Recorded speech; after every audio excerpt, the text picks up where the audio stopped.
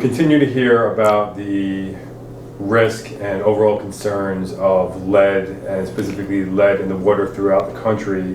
What can you tell us specifically about New York City? Well, if your home was built before the 60s in the New York City metro area, more likely than not, you have a lead water main. It wasn't until after the 60s they started using copper, so unless you've had your main updated, more likely than not, again, you have a lead water main. It was up until the 80s they were actually still using lead traces on your water main. When they were installing copper, the copper joints together were welded with lead. Why was lead used as the primary material at this time? Primarily they were using lead due to the cost factor, its ability to be rust resistant, and how easy it is to make the connections together. Until recently, people are becoming more aware and concerned of the health risks of drinking water through a lead water main. Why is lead such a concern?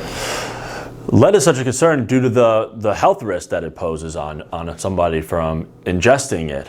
There can be kidney damage, reproductive issues. It could affect your nervous system, how your ability to learn, especially in children. In really severe cases, it could cause seizures, could put someone in a coma, and over long terms of exposure, it could even result in death due to lead poisoning. What about newborns or children specifically? Are they at any additional or more severe of a risk? Yes, children come at a higher risk to lead exposure than adults. You could have an adult and a child living in the same home, drinking the same water for the same amount of time. That child will show more effects of lead than an adult will, simply because their bodies are growing and they take it, affects them greater. So not only with children or infants, women who are pregnant actually can put their babies at risk due to premature growth and the overall health of your baby. What about the inquiries we continuously get of people who have been living in the house for years, but now that they're pregnant, they're first starting to consider replacing their lead water main with copper? So I think naturally when you're about to start a family, you start thinking of things that maybe you've never thought of before. Like we said before, like I just said, children come to a greater risk than adults. Not saying that adult can't get lead poisoning from drinking out of a lead water main, but a woman who's pregnant or a growing child will come at a greater risk. What are the current rules and regulations under the DEP jurisdiction for lead water mains in New York City? So currently it's not illegal to have an active lead water main in your home. With that, if you needed any work done or if you had a 3-day notice or your water main was leaking, you're not allowed to repair a lead water main. At that point, you would be required to upgrade it to a copper water main.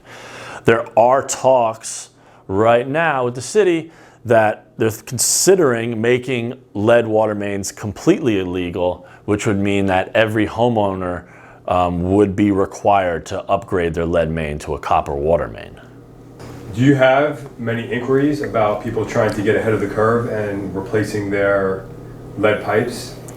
So yeah, as people are starting to gain knowledge and really consider the health effects of drinking water out of a lead water main, yes, we take calls on a daily basis of people looking to upgrade from a lead to a copper water main.